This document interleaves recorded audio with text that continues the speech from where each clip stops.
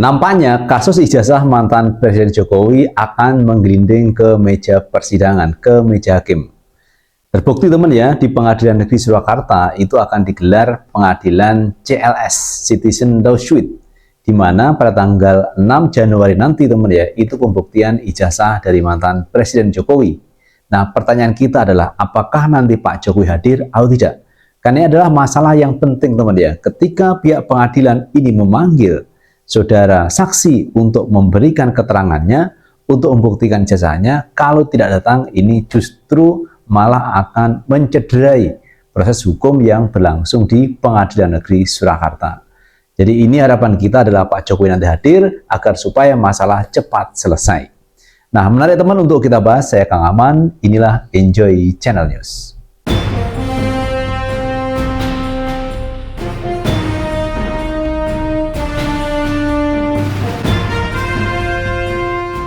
Assalamualaikum warahmatullahi wabarakatuh, teman-teman. Jumpa kembali dengan Enjoy Channel. Kali ini kita akan membahas mengenai ijazah mantan Presiden Jokowi yang saat ini masih menjadi perbincangan publik.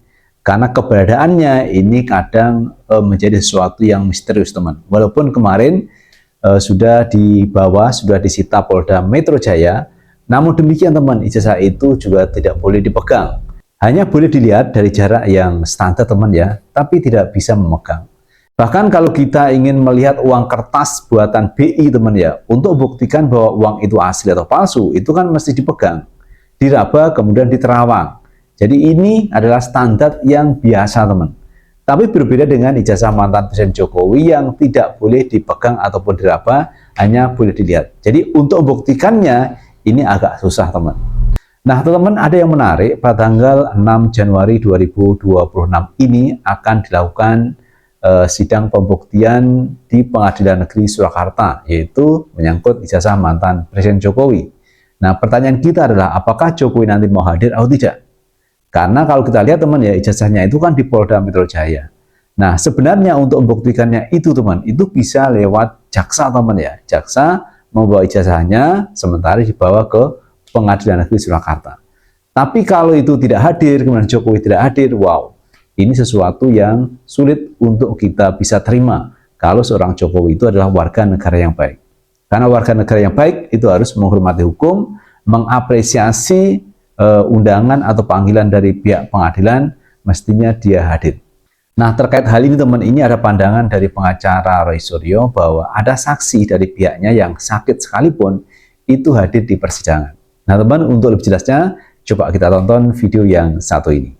Sakitnya berat, kena gula, tadinya ada benjol dari apa sebelumnya? Bisul, dioperasi dan membengkak seperti ini kondisinya. Tapi sekali lagi, karena sebagai warga negara yang baik, Bung Rahmat Imran tetap datang memenuhi panggilan penyidik walaupun dia warga negara biasa.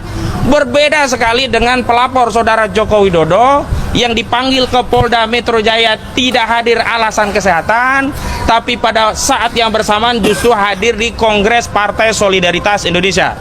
Bahkan alasan selanjutnya dikatakan tidak bisa keluar kota karena anjuran dokter alasan kesehatan, tapi berikutnya 2 hari yang lalu atau sehari yang lalu justru hadir dalam acara reuni yang itu tidak di Solo, itu juga di luar kota, itu ada di Yogyakarta. Nah itu teman yang disampaikan oleh Kosidudin teman ya, pengacara Roy Suryo, bahwa ada seorang yang menjadi saksi itu ketika diminta penyidik datang dan datang teman ya. Tapi berbeda dengan Jokowi. Nah jadi persoalan ijazah ini menjadi rumit teman, karena yang dihadapi itu adalah bukan orang sembarangan, yaitu mantan Presiden Indonesia Joko Widodo. Tapi kalau Jokowi itu kooperatif, menghormati proses hukum, mestinya semua itu akan berjalan lancar teman ya. Nah teman-teman, terkait persidangan untuk kasus ijazah Jokowi ini, ada pernyataan yang cukup menarik teman dari Dr. Tifa, yaitu apakah Jokowi nanti akan hadir di persidangan. Karena kalau kita melihat teman ya, kayaknya masa ijazah palsu ini teman, ini tidak cukup sehari 2 hari, bisa berbulan-bulan, bisa bertahun-tahun, karena kasusnya cukup pelik. Nah teman, untuk lebih jelasnya coba kita lihat pandangan dari Dr. Tifa. Ya, jadi tadi Mas Reza menyinggung soal kemungkinan sidang dan kemudian Dan kemudian Pak Rasman tadi juga menyinggung soal sidang. Ini saya sampaikan begini ya. Ini kita kalau bicara tentang sidang ini sesuatu yang serius. Ini bukan soal kami, bukan soal RRT, bukan. Tapi lebih kepada soal Pak Joko Widodo sendiri. Kalau kita bicara sidang, selalu selama ini 8 bulan ini kita membicarakan tentang benda mati. Kita lupa ada benda hidup. Pada saat sidang yang akan dilakukan examination, yang akan dicecar dengan pertanyaan, itu bukan hanya benda matinya, which is itu adalah ijazah dan 702 dokumen yang lain. Tapi ada benda hidupnya, yaitu pelakunya, pemilik so-called ijazah itu. Sekarang kita lihat 8 bulan. Siapa yang kuat secara mental dan fisik? Saya kemarin katakan pada gelar perkara khusus di depan semua pejabat Polda Metro Jaya, di depan semua pengacara. Coba Anda bayangkan 8 bulan mulai dari kami menjadi saksi, terlapor sampai tersangka. Mentally, physically. Anda bisa lihat secara media dan media sosial, siapa yang kuat di situ? Kami masih muda. Insya Allah masa depan kami masih panjang. Kesehatan kami prima. Anda bisa lihat. Sekarang, seandainya sidang dibuka, benda matinya nggak akan menderita apa-apa, tapi benda hidupnya bagaimana?